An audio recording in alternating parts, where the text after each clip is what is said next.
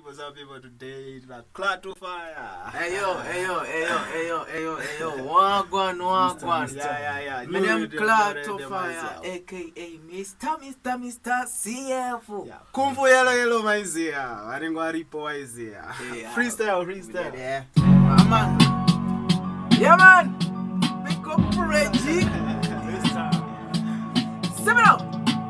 Clatoh fire. Clatoh fire. Seven up. All right. Talk.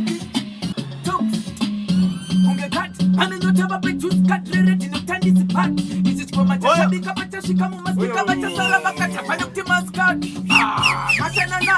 Mashana ndo makeka ne China. Peka sango mashakaruba sema pants. Fura iteme susuti boroka danzala. Kill him on the beat. Kill him on the beat. Mr. Clatoh fire. Kill him on the beat. Kill him on the beat. In the batanza mango my boys. Shaguto chise buba matata mango my boys. Kupisa chini. Simplexa machina makupineni. Kupisa papomba. Shwabananga tapona. Komando sunda. Komere speaker panike kapenda. Araba pepe nyukendire sitonda kuroba ngoma tamba ngoma ye kumba. Metalisa shima fokari shache wapo. Haute kutimana batikatepo. Anditiro shachimba popo. Tena batikisa mtonjo asina mafunda vegetable. Shima fokari shache wapo. Haute kutimana batikatepo. Yo, bano batikatepo. Banopa. Light up this gang. DJ play tunes are the junk. Girl, shake a body, me come from the bank. Saka my BS. No tenga, Mr. Zoe, come on PS. My God.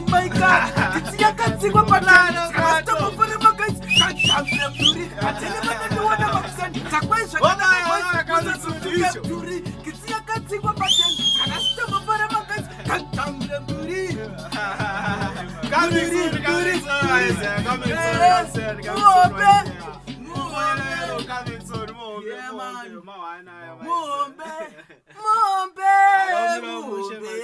Maru. Wakanaka kutopura na kesari. Iwe mwanaskana. Wacha. Ndingatope jamari. Yemane. Aripo ese papo machoni ichichiruku ya pakamfu iroro. And then iroro na T-Gonziro. Rambai muchingopo vamwe boys. Maize. Goma zende mbere.